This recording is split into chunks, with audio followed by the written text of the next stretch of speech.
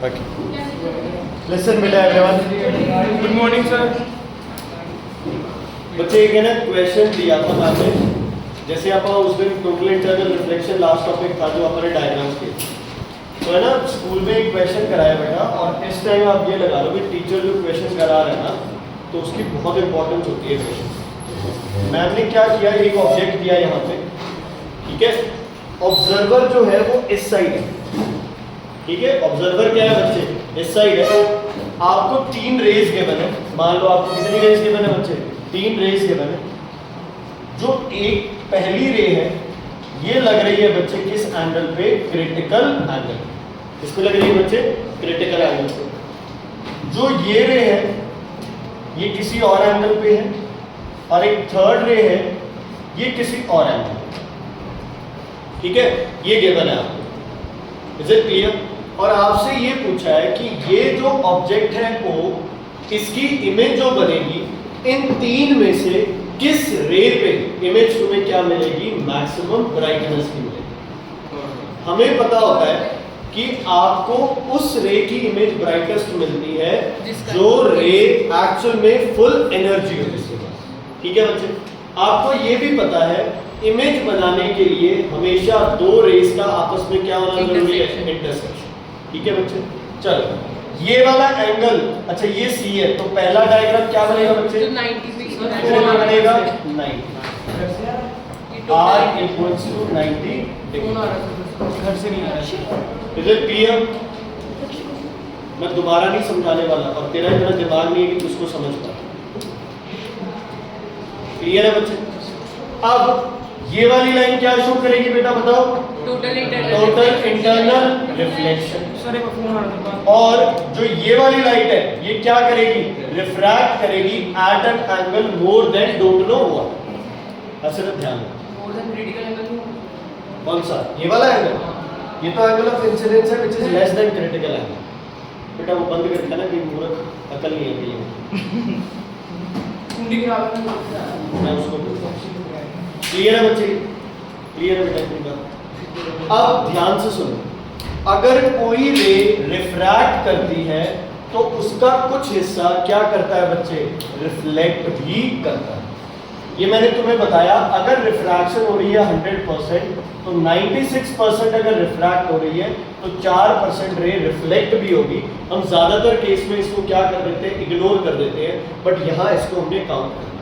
तो अपने पास कितनी रेज हो गई, 3, ये हो गई नंबर 1, ये हो गई नंबर 2, ये हो गई नंबर 3। आपका जो ऑब्जर्वर है वो यहां कहीं है, ओके। इस O की इमेज कैसे बनेगी बच्चे बताओ, 9th स्टैंडर्ड याद है कुछ, क्या एक रे क्या जाएगी, बिल्कुल सीधी, ये क्या जाएगा ऊपर, या सीधा बना दो तो भी कुछ, ठीक है बच्चे। अब सारी रेस को क्या करना है अपन ने, बैक प्रोड्यूस करना है। इसको प्रोड्यूस करो बैकवर्ड, ये बन गई I1, ठीक है। इसको प्रोड्यूस करो बैकवर्ड्स, यहाँ बन गई I2। इसको प्रोड्यूस करो बैकवर्ड्स, यहाँ बन गई ये वाली रिफ्लेक्शन वाली रे, इसको पीछे प्रोड्यूस किया I1, ये वाली रे इसको पीछे प्रोड्यूस किया I3, ये वाली रे इसको प्रोड्यूस किया पीछे। बाकी इससे तो अपने मतलब ही नहीं है। बताओ इन दोनों में से किसकी ब्राइटनेस ज्यादा है, I3 की, क्योंकि टोटल इंटरनल रिफ्लेक्शन में 100% एनर्जी क्या करती है, रिफ्लेक्ट। प्लेन मिरर से इसमें अलग क्या है, प्लेन मिरर में कुछ पार्ट ऑफ एनर्जी क्या हो जाएगी, डिग्रेड हो जाएगी, एब्जॉर्ब हो जाएगी, लेकिन टोटल इंटरनल रिफ्लेक्शन में टोटल एनर्जी क्या होती है।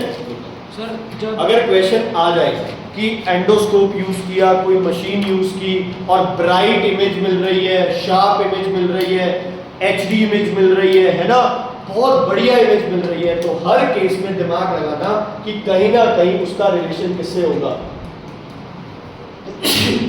बोलो, टोटल इंटरनल रिफ्लेक्शन। सर ठीक है बच्चे, जब रे बाहर जाती है तब इंसिडेंट एंगल छोटा होता है क्रिटिकल एंगल से।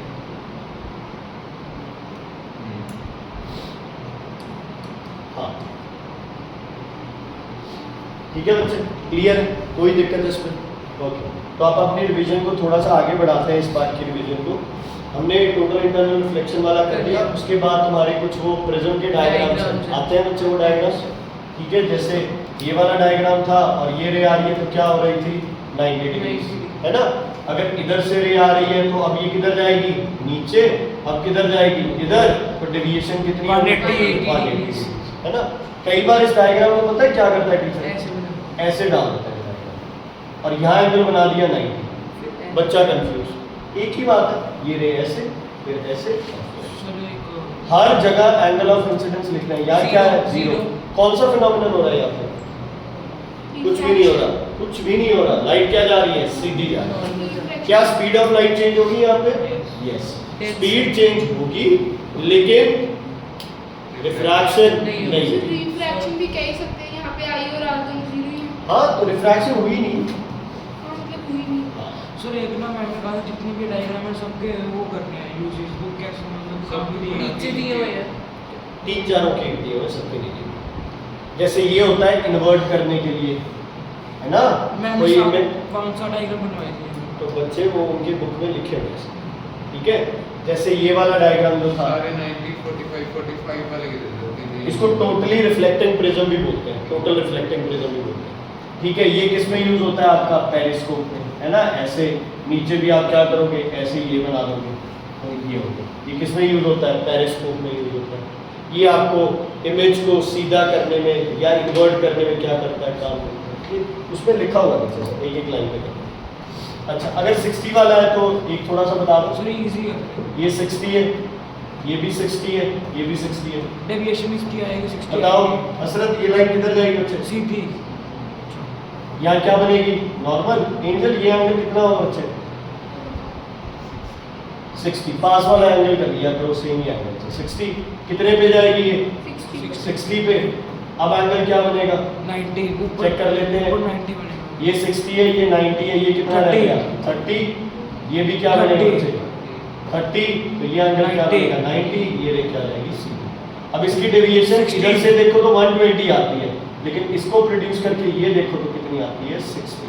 तो हम कम वाली को चूज करें, ठीक है। रीजन आ सकता है सर, हम कम वाली एंगल ऑफ डेविएशन, रीजन आ सकता है, हम कम वाली को चूज क्रिटिकल एंगल 42 डिग्री, तो 42 से अगर ज्यादा हो तो ही टोटल 42 एंगल कौन सा होगा, अगर जैसे ये नहीं नहीं कोई, अगर वैसे अगर यहाँ 60 की जगह ऊपर वाला जो एंगल है, ये वाला, नीचे वाला, ये वाला, उधर बीच वाला, ये वाला, हाँ, ये 42 आ रहा हो, वो है ही नहीं ना तुम्हारे सिलेबस में, क्योंकि फिर अपने को रिफ्रैक्टिव इंडेक्स एंड कई सारी चीजें चाहिए जो अपने पास नहीं होती, फिर अपन कर नहीं पाते। ठीक है बच्चे, क्लियर है। तो प्रिज्म वाले डायग्राम बच्चे 60 60 60 और 90 45 45 तो पक्के कर लो।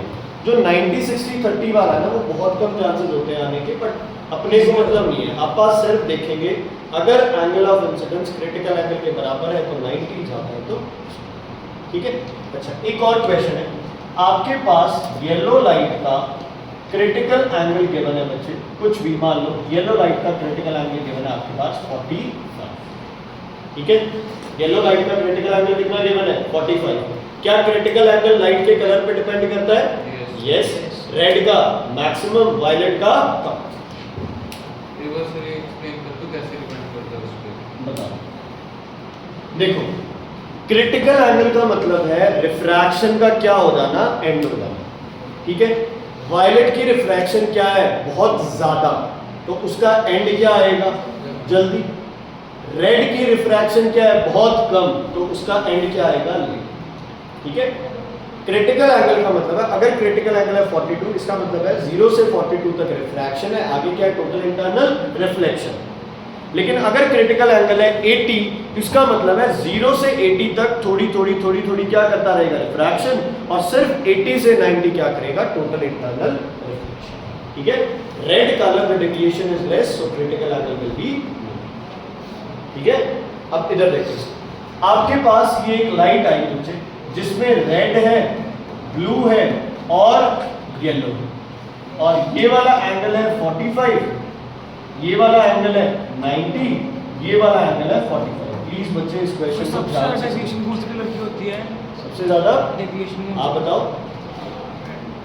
रेड की होती है, इसीलिए डेंजर सिग्नल रेड होते हैं ताकि डेविएट हो जाए। वॉयलेट सॉरी इधर देखो, ठीक है। फिर थोड़ा सा इसको है ना कंपेयर कर लिया करो प्रैक्टिकली, बड़ा इजी हो जाएगा। अब ये बताओ मुझे, डेविएशन से ज़्यादा होगी तो क्रिटिकल एंगल अचीव करना इजी होगा। इजी होगा, कम होगा। कम होगा। अब इधर देखो बच्चे, RBY 3 कलर्स है, ठीक है। प्रिज्म पे स्ट्राइक किया, विभू डिस्पर्जन होगी यहाँ पे, तो अलग अलग ही आ रही है ये लाइट्स। वो इकट्ठी आ रही है। डिस्पर्जन होगी कि नहीं होगी? नहीं होगी। क्यों नहीं होगी? क्यों नहीं होगी? परपेंडिकुलर है तो ये लाइट सीधी जाती होगी। डिस्पर्जन तब होगी जब रिफ्रैक्शन होगी। अभी हुई अगर रिफ्रैक्शन नहीं हो रही है तो डिस्पर्जन भी नहीं होगी। क्लियर है? Dispersion is a part of refraction. अब यहाँ पंगा पड़ गया, कितना बनेगा ये आंसर बताओ? 45। अब येलो लाइट आ गई येलो के लिए तो ये क्या हो गया? क्रिटिकल एंगल हो गया ना। अब मुझे बताओ रेड का क्रिटिकल एंगल 45 से बड़ा है छोटा? छोटा। बड़ा बड़ा है किससे? 45 से। तो ठीक है। ठीक है, ये हो गया एंगल ऑफ इंसिडेंस, ये हो गया क्रिटिकल एंगल। ब्लू का क्रिटिकल एंगल 45 से क्या है? छोटा। तो ये हो गया एंगल I और ये आपके पास हो गया क्रिटिकल। बात समझ आई या नहीं? रेड का क्रिटिकल एंगल दिखता नहीं तो इधर आ जा बेटा। रेड का क्रिटिकल एंगल 45 से क्या होगा? ज्यादा। ब्लू का क्रिटिकल एंगल 45 से क्या होगा? कम। ये अपने को पता है, ये पता होना चाहिए, ठीक है। अब सबसे पहले रास्ता बनाएंगे हम कौन सी लाइट का? येलो लाइट का। येलो लाइट कितनी डिग्री पे जाएगी? 90 डिग्री पे। व्हाई? बिकॉज क्या मैंने ये सही बनाया नहीं सर ऐसे नहीं बनेगी सर है ना? ये किधर बनाना था एंगल? येलो लाइट कितने डिग्री पे जाएगी? 90 डिग्रीज पे जाएगी, because critical angle is equal to angle of incidence for which light? Yellow light. Red light के लिए क्रिटिकल एंगल ऑफ इंसिडेंस से क्या है? बड़ा है, तो क्या होगा? रिफ्रैक्शन। किस डायरेक्शन में होगा रिफ्रैक्शन? पता नहीं, लेकिन अभी फ्रॉम नॉर्मल। तो 90 ऐसे नहीं बनेगी 90 कहाँ से लेना होता है? नॉर्मल से। ऐसे बनाएगा तो नॉर्मल से 45 होगा, ठीक है। अब कौन सी लाइट रहेगी बच्चे? Blue light. ब्लू लाइट में क्या केस है? क्रिटिकल एंगल ब्लू लाइट का एंगल ऑफ इंसिडेंस से क्या है बच्चे? कम। तो क्या होगा? Total internal reflection. तो नीचे जो लाइट जाएगी वो कौन सी लाइट जाएगी? तो जब क्रिटिकल एंगल बड़ा हो इंसिडेंट से तो टोटल रिफ्लेक्शन होती है रिफ्लेक्शन होती है बेटा यार बार बार वो चीज इधर बता। सर कंफ्यूज हो रहा तो ये लिख दिया आपको बस। अगर angle of incidence critical angle से छोटा है तो है रिफ्रैक्शन। अगर angle of incidence critical angle से बड़ा है तो है टोटल इंटरनल रिफ्लेक्शन। ये अगर कंफ्यूज हो रहा है तो ये तो तुझे प्रैक्टिस करना पड़ेगा ना बच्चे, ठीक है। डन? क्लियर? कोई दिक्कत? तो ऐसा क्वेश्चन बच्चे कई बार कलर्स का आ जाता है, ठीक है। यहाँ पूछ लेते हैं कि डिस्पर्जन क्यों नहीं होगी? क्योंकि रिफ्रैक्शन नहीं है, ठीक है। क्लियर है बेटा? अब इसमें अगर आप वो टॉपिक उठा के चलो, जैसे वो 7 रेज वाला टॉपिक है, सबसे पहले कौन सी है बच्चे? गामा। फिर कौन सी है? X rays. फिर यूवी। फिर बोलते रहो विजिबल लाइट। Infrared rays. फिर visible sorry light. Visible light. फिर इंफ्रारेड। फिर रेडियो वेव्स। नहीं, पहले माइक्रोवेव्स, फिर रेडियो वेव्स। चलो अपन यार बाकियों को तो मतलब ही नहीं है, अपन ने तो सिर्फ इन 3 को टारगेट करना है, ठीक है। क्या क्या है हमारे पास जो मेन अपने सिलेबस में है बच्चे? यूवी रेडिएशन, फिर वायलेट से लेके रेड तक, और फिर आपके पास क्या है? इंफ्रारेड। सबकी स्पीड वैक्यूम में 3 × 10⁸ सब क्या करेगी? Reflection, refraction, total internal reflection. सबको मीडियम नहीं चाहिए, सब इलेक्ट्रिक और मैग्नेटिक फील्ड से डिफ्लेक्ट नहीं होती है, सबकी स्पीड मीडियम के अंदर क्या हो जाती है? चेंज हो जाती है। ये सब तुम्हारा, इनको क्या बोलते हो आप? Electromagnetic radiations. क्या बोलते हो इनको? Electromagnetic radiations. क्योंकि ना कोई पोटेंशियल एनर्जी है, ना इनकी कोई काइनेटिक एनर्जी। इतनी बात समझ आ गई? अब अलग चीज क्या है? अगर विजिबल लाइट चाहिए, इसके जितने डायग्राम, जितने फिनोमेनन स्टडी करने हैं, तो विजिबल लाइट के लिए मटेरियल क्या यूज करो आप? ग्लास। प्रिज्म किसका बना होता है? नॉर्मल ग्लास का। इंफ्रारेड के लिए जो मटेरियल रिकमेंडेड है वो कौन सा है बच्चे? रॉक सॉल्ट, क्योंकि ये बाकियों में क्या हो जाएगी? एब्जॉर्ब हो जाएगी। और यूवी के लिए कौन है बच्चे? क्वार्ट्ज। यूवी के लिए कौन है? क्वार्ट्ज। वीआर विजिबल लाइट के लिए कौन है बच्चे? ग्लास। और इंफ्रारेड के लिए है रॉक सॉल्ट। इंफ्रारेड की पहचान उसकी कौन सी प्रॉपर्टी से बच्चे? हीटिंग। कोई भी चीज दुनिया में गर्म होती है रेडिएशन से, तो उसके लिए कौन सी रेडिएशन रिस्पॉन्सिबल है? Infrared radiation. अच्छा रुद्र, ये बता मुझे वायलेट और रेड में से ज्यादा डेविएशन किसकी होती है? वायलेट की डेविएशन ज्यादा, तो यूवी की डेविएशन तो वायलेट से भी ज्यादा होगी। रेड की डेविएशन सबसे कम, तो इंफ्रारेड की डेविएशन तो रेड से भी क्या हो गई? कम हो गई। तो नाइट फोटोग्राफी में फॉग मिस्ट के अंदर, वॉर सिग्नल्स के अंदर, स्नाइपर्स के अंदर, दूर सिग्नल ट्रांसमिट करने के अंदर कौन सी रेडिएशन सबसे बेस्ट है तुम्हारी? Infrared radiation. इन तीनों में, वैसे तो रेडियो और माइक्रोवेव से है ना, रेडियो वेव से बेस्ट, लेकिन इसमें ये।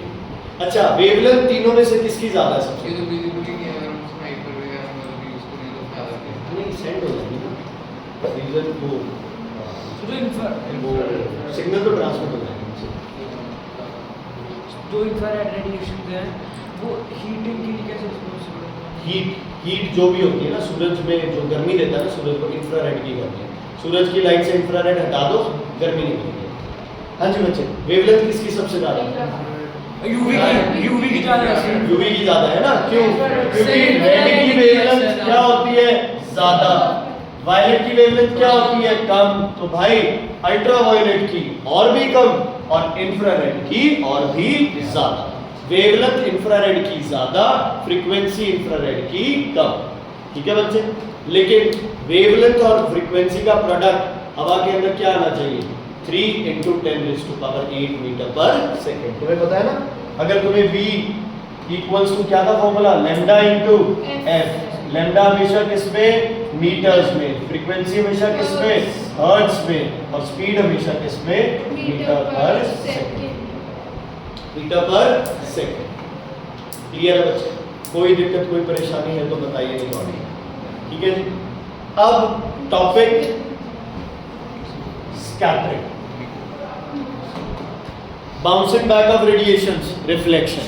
100% bouncing of radiation where angle of incidence of total internal reflection. Change of path of light when it passes through two mediums. Refraction. Refraction. Absorbing and re-emission. And re-emission can be in any direction. It is called scattering of light. और ध्यान रखना, scattering of light is inversely proportional to lambda power 4. समझे? कि inversely proportional तो है, लेकिन ऐसे नहीं कि बस इनवर्सली है। लैम्डा पावर क्या है? 4। तो रेड की वेवलेंथ क्या होती है? कम या ज्यादा? ज्यादा। तो स्कैटरिंग क्या होगी? कम। वायलेट की वेवलेंथ कम, तो स्कैटरिंग क्या होगी? ज्यादा। ठीक है। एक क्वेश्चन है मेरा, इधर देखो बच्चे। काइनेटिक एनर्जी और पोटेंशियल एनर्जी में तुम लोग बड़ी गलतियां करके आए हो उस क्वेश्चन में। देखो 1/λ4 हमारा न्यूमेरिकल में एज इट इज रहना चाहिए। इसके सिवाय जो भी नंबर आ रहा है अपना वो आंसर होता है। जैसे कि मान लो मैं कह दूं कि वेवलेंथ क्या हो गई बच्चे? डबल हो गई। वेवलेंथ क्या हो गई? डबल। तो स्कैटरिंग कम होगी या ज्यादा? कम होगी। वेवलेंथ ज्यादा होगी तो स्कैटरिंग क्या होगी? कम होगी। अब कैसे होगी? 1 लैम्डा की जगह 2 लैम्डा पावर 4 क्या बनेगा? 1/2 raised to power 4 16 into क्या बनेगा? Lambda power 4। तो 1 lambda power 4 as it is रहेगा। तो एक्स्ट्रा नंबर क्या है मेरे पास? 16 या 1/16? 1/16। तो मैं क्या बोलूंगा? Scattering is 1/16 times less. ठीक है, क्लियर है बेटा? Is it clear? ओके। मान लो लैम्डा हाफ हो गई तो क्या होगा? 1 लैम्डा पावर क्या हो गया? 4। ये 2 4 का मतलब 2 रेज़ टू पावर 4 क्या होगा? 16 का जाएगा ऊपर। तो अब कितने टाइम्स हो गई तुम्हारे पास? क्या है? 16 टाइम्स। 16 टाइम्स इंक्रीज करेंगे। इंक्रीज कर। एक तरह से अगर देखा जाए तो रेड की वेवलेंथ होती है नियरली बच्चे 8000 एंगस्ट्रॉम, वायलेट की होती है 4000 एंगस्ट्रॉम। तो अगर वेवलेंथ हाफ हो गई तो स्कैटरिंग कितने टाइम्स हो जाएगी? 16 टाइम्स। कितने टाइम्स हो जाएगी? 16 टाइम्स। समझ आ गई? स्कैटरिंग बच्चे एक तरह से लाइट की एनर्जी को लूज करने का तरीका। ये अच्छा भाई रिफ्लेक्शन में, रिफ्रैक्शन में तो कुछ एनर्जी जा रही है, स्कैटरिंग में उसने एब्जॉर्ब करके कितनी रेडिएट की है हमें भी पता है कि 50% से कम एनर्जी जाएगी, बाकी सब एब्जॉर्ब होगा। सर जो हमने रेड लाइट वाला केस किया था अभी कैसे? देखो स्कैटरिंग, रिफ्रैक्शन सब किस वजह से हो रहा है? तुम्हारे एटमॉस्फेयर की वजह से। समझ आ गई? अगर एटमॉस्फेयर नहीं है तो सूरज बड़ा दिखाई देगा? नहीं। ट्विंकलिंग दिखाई देगी? नहीं। स्काई ब्लू दिखाई देगी? नहीं। सूरज रेड दिखाई देगा? नहीं। येलो दिखाई देगा? नहीं। तुम्हें स्काई क्या दिखाई देगी? ब्लैक। सूरज एक बड़ी व्हाइट बॉल दिखाई देगी, येलो कलर दिखाई नहीं देगी। ध्यान से सुनना, सबसे पहले बच्चे आपको स्काई ब्लू क्यों दिखाई सर देगी? कारण क्या है सर उसका? सर, क्योंकि वो blue light एटमॉस्फेयर से- नहीं है। सबसे ज्यादा स्काई ब्लू क्यों दिखाई देगी? Very good. क्यों? Violet की सबसे बिकॉज ज्यादा- blue colour is Most more atmospheric. Deviated. या फिर आप यहाँ क्या लिख सकते हो? Violet, indigo, blue is more deviated, scattered. Scattered. वही कह रहा था। कलर्स आ जाए तो क्या आएगा बच्चे? Scattered. Then which colour? Red Red colour color. है। सर स्कैटर्ड की जगह अगर हम रिफ्लेक्टेड लिख दें तो सही है। गलत, तो पूरा गलत। एब्जॉर्बिंग होता है स्कैटरिंग। ठीक है? If you use here reflection और रिफ्रैक्शन, गलत हो जाएगा वो। सर ये जो एब्जॉर्ब करते हैं, एटमॉस्फेयर एब्जॉर्ब करते हैं। हाँ, एटमॉस्फेयर एब्जॉर्ब करके जहां मर्जी मन करता है वहां फ्लैक्स करता है। रेड कम होता है तो इसके वजह से हम के पास हाँ। आ जाता है। इसलिए देखो अब ये दोनों तरीके से चलता है। देखो ब्लू आप तक नहीं आई, स्कैटर हो गई तो सारा स्काई क्या दिखाई देगा? ब्लू। रेड आप तक आ गई तो सन क्या दिखाई देगा? रेड, येलो, ऑरेंज जैसे, है ना? लेकिन इसमें एक चीज ध्यान रखनी है, ये सब तब होगा जब धरती और सूरज का डिस्टेंस क्या हो? बहुत ज्यादा हो। ये सिर्फ दिन में 2 बार होता है। कब? Sunrise and sunset. Sunrise and sunset. जितना धरती और सूरज का गैप डिस्टेंस ज्यादा होगा उतनी स्कैटरिंग में डिफरेंस पता चलेगा। अब वही कर रहा हूं, सन भी रेड क्यों दिखाई देता है बच्चे? Because सेम ही कंडीशन, क्योंकि red colour is least scattered due to its higher wavelength है ना? एक बार अटेम्प्ट करना है, सब कुछ बता दूं। Due to its higher wavelength, और हमें पता है intensity of scattering is inversely proportional to wavelength of light. तो टीचर को पता चल जाता भी। अब रीजनिंग में यार पेज करने से मैटर नहीं करता। फिजिक्स में जो तुम्हें पता है प्रिसीजन बहुत ज्यादा जरूरी है। ठीक है? क्या लिखना है? एक तो स्कैटरिंग इसकी कम होती है रेड की, क्यों? क्योंकि रेड की वेवलेंथ क्या है? ज्यादा, और स्कैटरिंग और वेवलेंथ क्या है? Inversely proportional. फालतू की बात ये अभी कराया नहीं अपन। फिर सर हमने रिफ्लेक्शन में पढ़ा था कि रेड लाइट हम सिग्नल में इसलिए यूज करते हैं क्योंकि वो हमें सीधा दिखती है बिना डेविएट। अपन कुछ एक सेकंड। लेकिन अगर आप बात करो बच्चे किसकी? डेंजर सिग्नल्स पेंटेड रेड, इसमें आप दोनों लिख सकते हो, क्योंकि एक तो इसमें डिस्टेंस क्या हो गया बच्चे? कम हो गया ना, है ना? तो इतनी कोई बहुत बड़ी स्कैटरिंग का फर्क नहीं पड़ जाएगा। लेकिन इसमें आप दोनों रीजन दे सकते हो। इसमें आप एक तो रीजन दे सकते हो कि red colour is least deviated, तो जहां से हमें वो दिखाई दे रहा है ना, एक्चुअल में वो ऑब्जेक्ट वहीं पे है। दूसरा, इसकी स्कैटरिंग भी क्या है? कम। ठीक है? डेंजर सिग्नल इसकी कम, ठीक है? इसकी स्कैटरिंग भी क्या है? कम। देखो डेविएशन और स्कैटरिंग तो एक लाइन में सेम मीनिंग हो गया है। किसकी? डेविएशन का नहीं अलग बच्चे, अलग अलग अलग है। देखो ये डेविएशन है, ठीक है? और एब्जॉर्ब की इधर कहीं भी, ये स्कैटर है, ये difference है। ठीक है? कौन दोनों से पार्टिकल स्कैटरिंग नहीं करते? अभी थोड़ा मुझे टाइम दो, मैं सारे बता रहा सो डेंजर साइड डिस्टेंस और क्या समझा? हूं। अभी ये मिड नून है ना, mid day, sorry mid day noon जो होता है बच्चे, उसमें क्या होता है? अर्थ और सन के बीच का डिस्टेंस क्या हो जाता है बच्चे? मिनिमम होता है। अब इसमें याद रखना, so there is no scattering, इसीलिए सन क्या दिखाई देगा तुम्हें? व्हाइट। ठीक है? देखो एटमॉस्फेयर सेम है, जो सुबह था वो अब है ना? उस टाइम सूरज दूर है, लाइट की इंटेंसिटी क्या है? कम है, एनर्जी कम है, तो पार्टिकल्स उसको क्या कर रहे हैं? एब्जॉर्ब भी कर रहे हैं और रे इमिट भी कर रहे हैं। सूरज आ गया बिल्कुल ऊपर, एनर्जी क्या है, बहुत ज्यादा, तो पार्टिकल्स उसको स्कैटर नहीं कर पाते, स्कैटरिंग होती है। स्काई भी लगभग वाइट ही दिखता है मुझे, तो हल्का सा कोई कलर दूर कहीं वायलेट थोड़ा बहुत दिखता है, बट वाइट। ठीक है, डन। अब अगर आप बात करें क्लाउड्स की, क्लाउड्स का कलर ज्यादातर क्या दिखाई देता है बच्चे, वाइट। अब क्लाउड्स के वाइट के पीछे रीजन अलग है। वाटर वेपर जो है उनका साइज क्या है बच्चे, large, than room air particles. तो इसमें जो स्कैटरिंग होगी वो क्या होगी, इक्वल। मतलब अगर पार्टिकल्स बड़े हैं तो सारे कलर्स इक्वली स्कैटर होंगे। हवा से वाटर वेपर बड़ी, वाटर वेपर दिख जाती है, सिंपल सी बात है, हवा नहीं दिखाई। तो वाटर वेपर इतने बड़े हैं कि उनके लिए रेड, ब्लू, वायलेट की कोई औकात नहीं। मान ले तेरे पास 20 लाख रुपए हैं, मेरे पास 2 लाख रुपए हैं, है ना, बड़ा डिफरेंस है अपने अंदर, है ना, रेड वायलेट के अंदर बड़ा डिफरेंस है। अगर अपनी वेल्थ को मुकेश अंबानी के साथ कंपेयर किया जाए तो कोई फर्क है हमें, तू भी गरीब मैं भी गरीब, ठीक है। तो अगर साइज ऑफ पार्टिकल बड़ा है तो रेड और वायलेट कलर में कोई फर्क नहीं है। लेकिन अगर साइज हवा है और सन ऊपर है तो इक्वल स्कैटरिंग नहीं लिखना, क्या लिखना है, नो स्कैटर, क्योंकि एनर्जी बहुत ज्यादा है।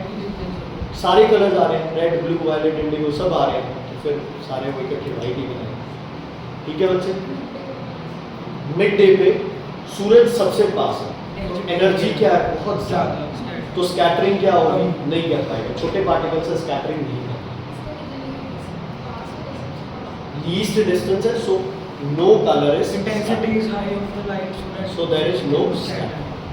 सर जब डे के टाइम होता है तो क्लाउड के पार्टिकल्स और भी बड़े हो जाते हैं, तो फिर वो कलर वाइट से ब्लैक होने लग जाता है क्योंकि उससे लाइट ही पास नहीं करती, वो लेयर बड़ी हो जाती है। लाइट बिना पास के इतनी डेविएशन नहीं बच्चे देखो ऐसे होता है, रात को लाइट नहीं होती तो सब क्या दिखाई देता है अपने को, डार्क। अब क्लाउड्स, अगर क्लाउड्स पतले तब तक वो वाइट दिखेंगे। पहले तो यार क्लाउड्स दिखाई नहीं देते, सही बताऊँ, आधे से ज़्यादा क्लाउड्स तो अपने को वाटर वेपर्स दिखाई नहीं देते।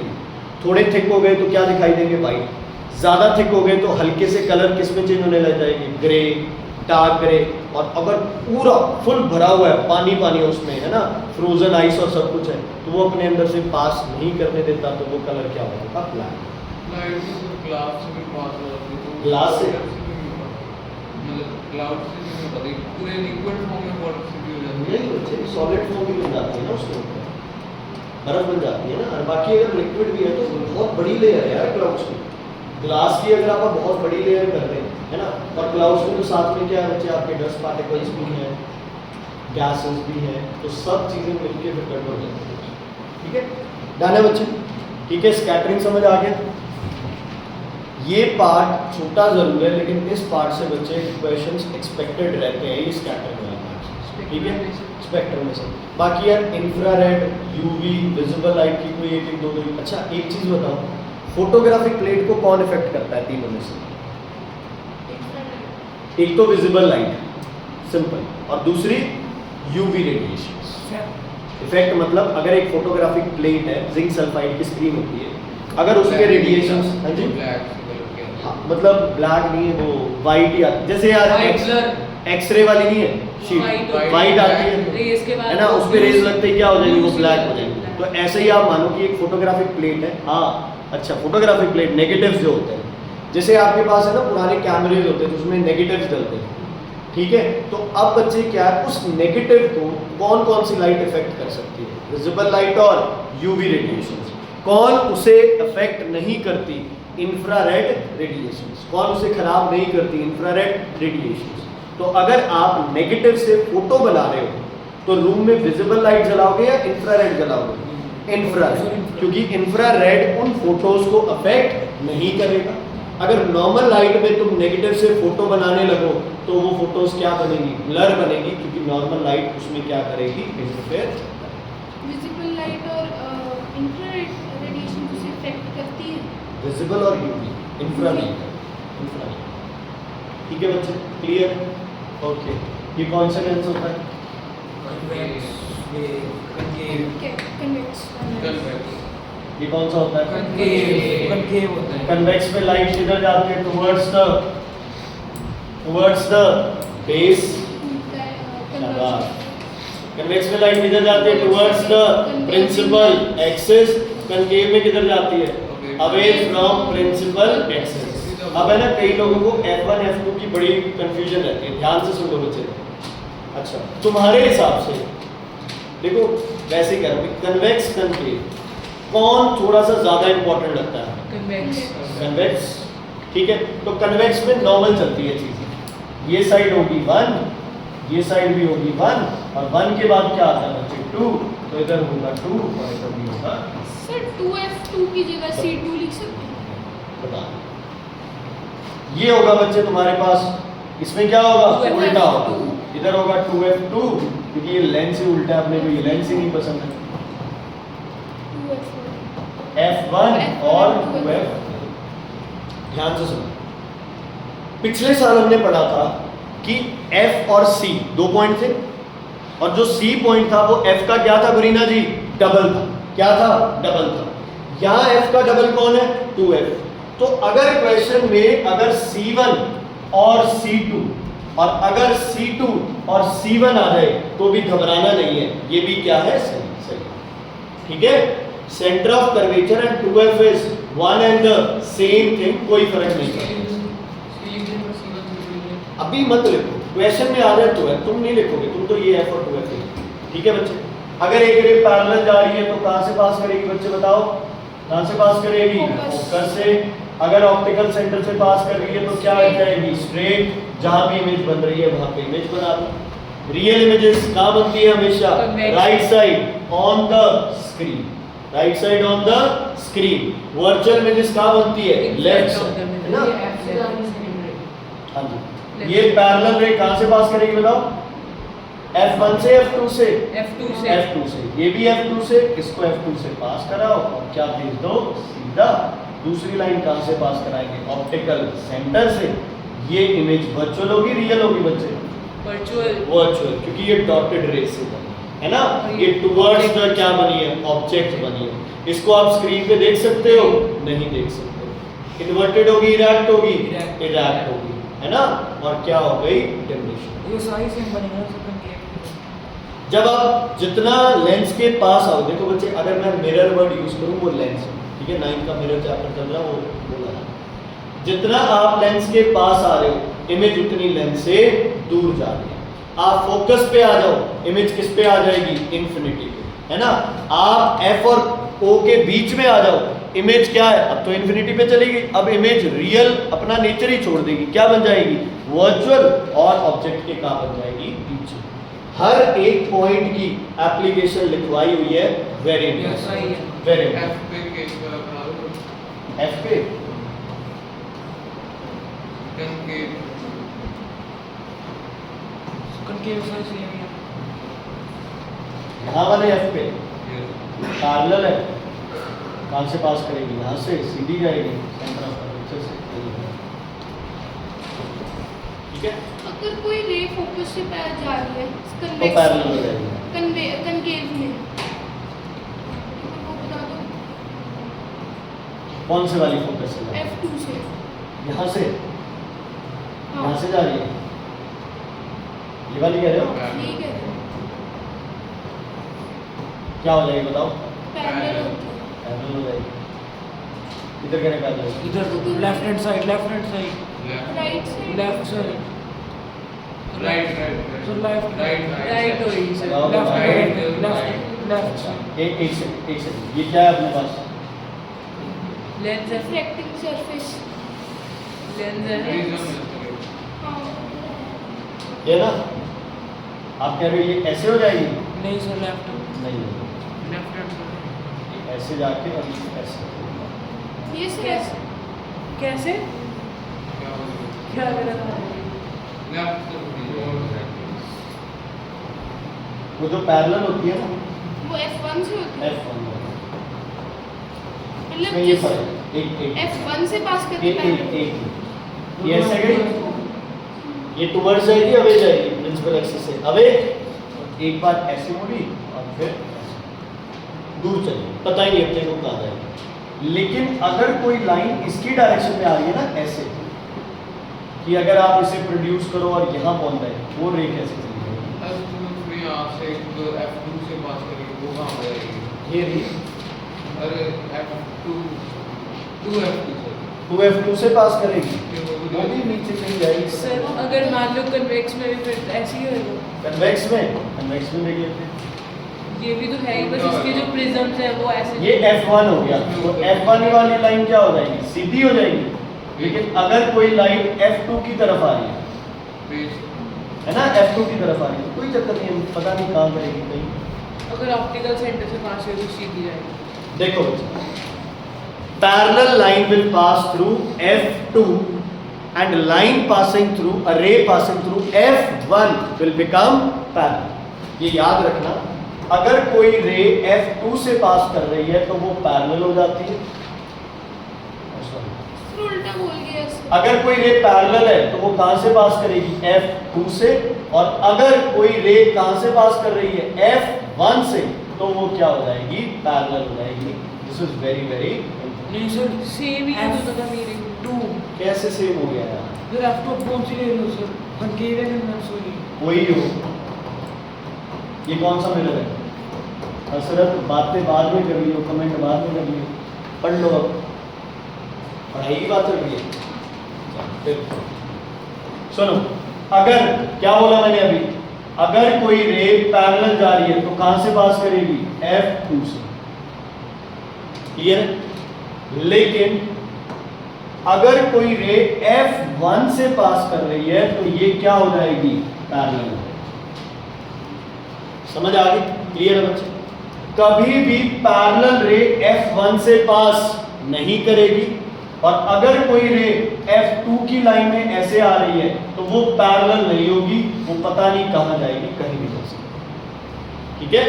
ये आपकी इंसिडेंट है, ये आपकी रिफ्रैक्ट। ठीक है बच्चे? क्लियर है? यस। ऑप्टिकल वाला क्वेश्चन क्या है इसका? F1 कनकेव में होता है ना, लेफ्ट साइड F1 और 2F इसमें कन्वेक्स में। सर ये कन्वेक्स में तो दोनों कहीं मर्जी। सर तो आपने वो सर करवाया आपके थी। पर नीचे ये देख, ये कौन सा है? कनकेव। कनकेव है। ये क्या है? F2 F2 है। ये क्या है? 2F2। ये क्या है? F1। ये क्या है? 2F1। अच्छा देखिए, अगर रे आ रही है पैरेलल, कहां से पास करानी है इसको? पैरेलल को F2 से, ये लो F2 से। अगर F2 ठीक है? नहीं पास कर रही है। ठीक है? लेकिन अगर कोई रे F2 से पास कर रही है तो हमें नहीं पता वो कहां जाएगी, दूर जाएगी बस। अच्छा, अगर कोई रे F1 से पास कर रही हो तो वो रे क्या हो जाएगी? पैरेलल। ठीक है? ये कनकेव लेंस वाला डिसऑर्डर है। क्या? ये लोग पैरेलल रे F2 से सीधी, कनकेव लाइट को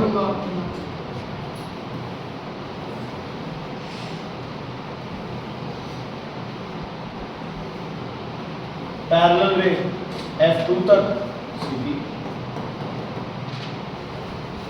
F1 अगर F2 से पास कर रही है बस दूर जाएगी, पता नहीं कहां जाएगी। F1 के पैरेलल का वो अगर कोई रे ऐसे आ रही है कि उसकी डायरेक्शन F1 की तरफ बन रही है तो अब ये पैरेलल। एमसीक्यूज आ सकते हैं इस पर। डाउट है बच्चे? बोलो। ठीक है? ओके। अब आपके पास आपके हिसाब से पावर किस लेंस की ज्यादा है? अंशुल होता है। अंशुल, पहले लेंस की पावर ज्यादा है दूसरे की? दूसरे की ज्यादा है ना, क्योंकि लेंस क्या है? पतला है। हमने पढ़ा है लेटरल डिस्प्लेसमेंट पतली चीजों की ज्यादा होती है। थप्पड़ मारूंगा खींच। सीधी सी बात है यार, मोटा ग्लास होगा तो ऑब्वियसली ज्यादा होएगा। पावर क्या होगी? ज्यादा होगी। ओके, ध्यान से देखो इधर। अगर मैं इसको सर्कल कंप्लीट करूं और इसका सर्कल कंप्लीट करूं तो किसका रेडियस ऑफ कर्वेचर बड़ा आ रहा है? Second नीचे का। वाले का। रेडियस कर्वेचर बड़ा है तो इसकी फोकस भी क्या है बच्चे? बड़ी। ज्यादा। और इसकी फोकस क्या है? छोटी। कम। लेकिन पावर इसका क्या है बच्चे? ज्यादा। और इसकी Inversely। पावर क्या है? कम। तो यहाँ से हमें पता चलता है कि पावर और फोकल लेंथ इनवर्सली प्रोपोर्शनल है। इनफैक्ट आपका फॉर्मूला भी ये बनता है 100% बच्चे ये गलती करते हैं। फोकल लेंथ किसमें लेनी है हमेशा? मीटर्स में। मान लो तुम्हें दे दिया जाए 50 सेंटीमीटर इज फोकल लेंथ, है ना, बच्चा क्या करता है 1/50, आंसर आ जाएगा 0 पॉइंट जो भी है, ये आंसर नहीं है। क्या करना है पहले इसको किसमें चेंज करना है? मीटर्स में। 0.5 1/0.5 आंसर क्या आएगा 2, unit is time, So unit is 2.0 time. हाँ वो अगर plus 2.0 वो कन्वेक्स है तो प्लस है, कनकेव है तो माइनस। थिक लेंस की पावर ज़्यादा क्यों होती है? रीजन क्या है? बेटा मीडियम ज्यादा हो गया तो लाइट की स्पीड और कम होती रहेगी। Sir Medium. रीजन क्या है सर? कनकेव में माइनस पावर।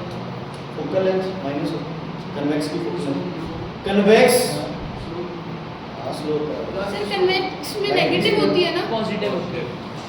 कनकेव लेंस अपने को पसंद नहीं है, ये दिमाग में बिठा लो। तो सारी चीजें जो उल्टी होंगी वो किसके साथ होगी? कनकेव के साथ। कनकेव की नेगेटिव है पहले, फोकल लेंथ। कन्वेक्स की क्या होगी? पॉजिटिव।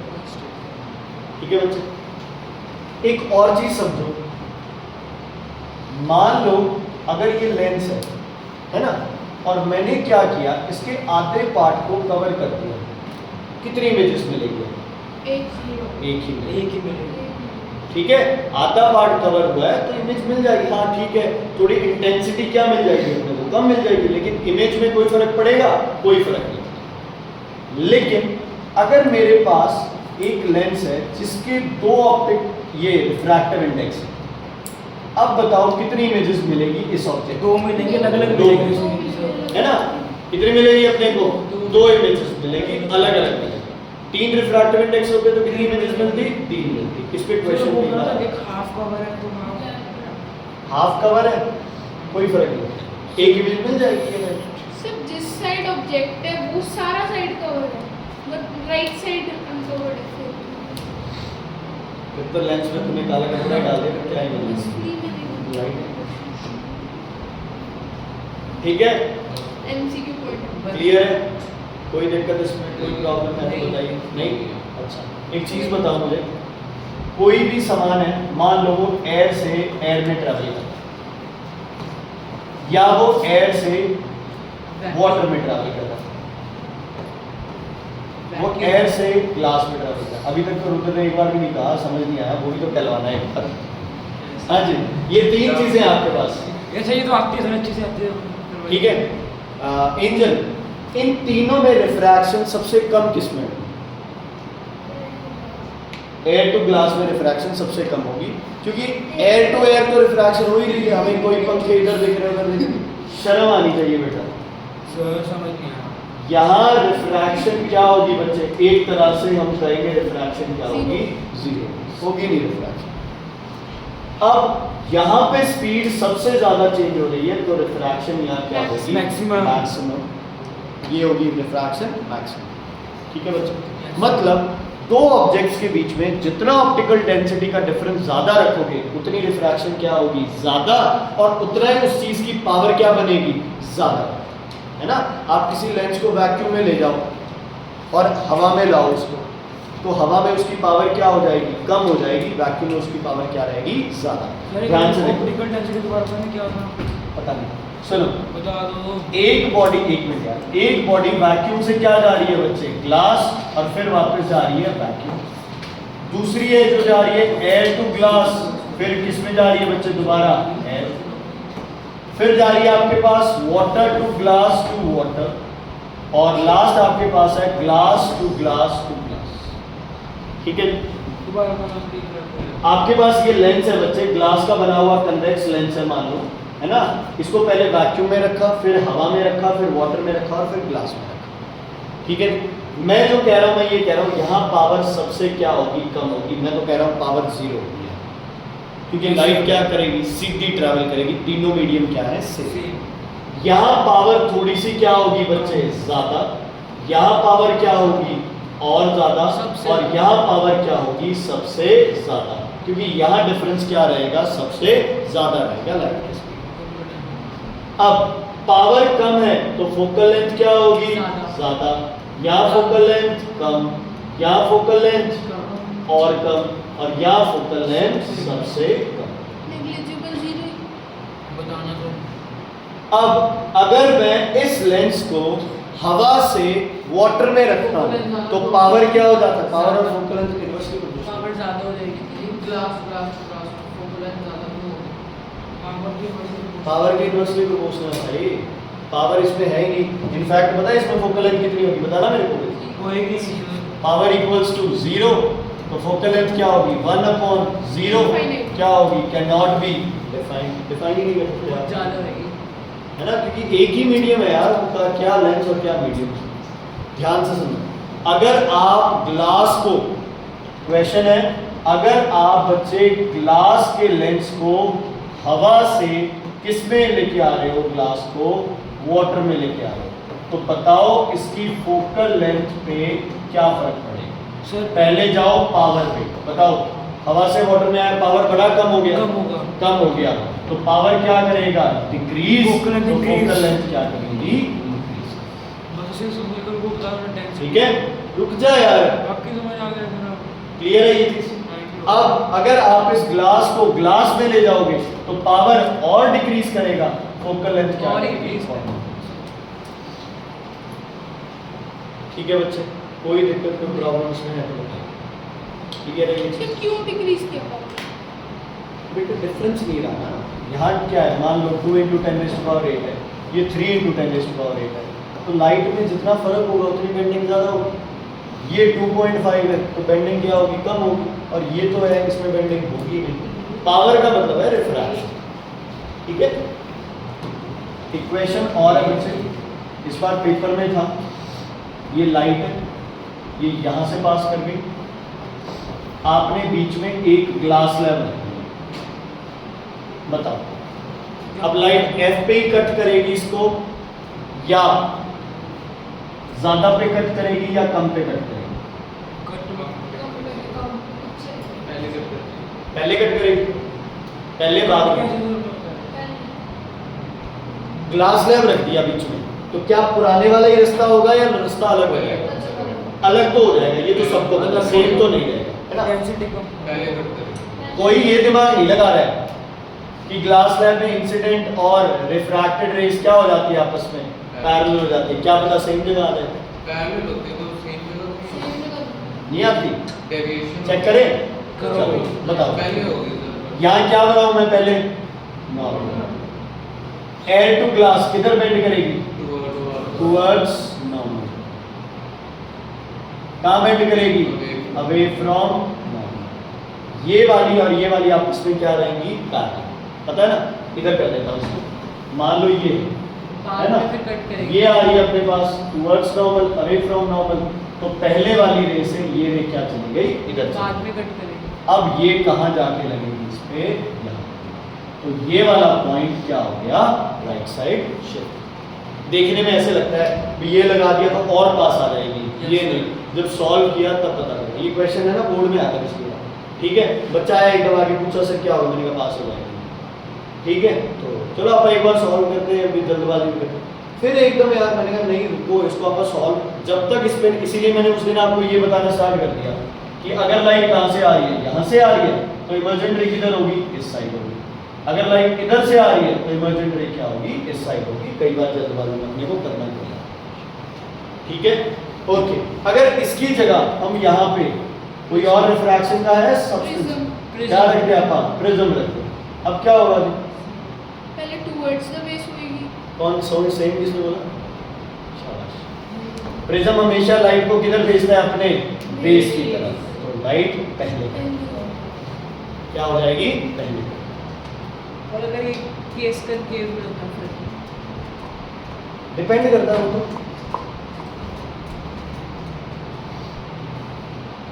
सेम ऐसे आप अगर यहाँ पे रखते तो थोड़ा और मतलब यहाँ रखते तो इधर उल्टा हो जाता, वो फिर पास हो जाता। एक्चुअल में कंकेव में प्रिंसिपल एक्सिस कट नहीं होगा ना, तो आप बस वो एक अप्रॉक्सीमेशन बता सकते हो कि इधर करें।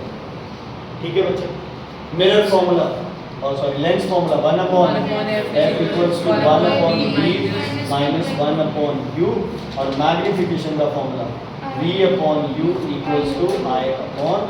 कोई बच्चा है यार जिसको इसमें साइन करना सिर्फ ऐसे मिरर में माइनस भी अपॉन यू थोड़ा ही लेंस में भी वो नहीं सर आएंगे तो चला जाएंगे।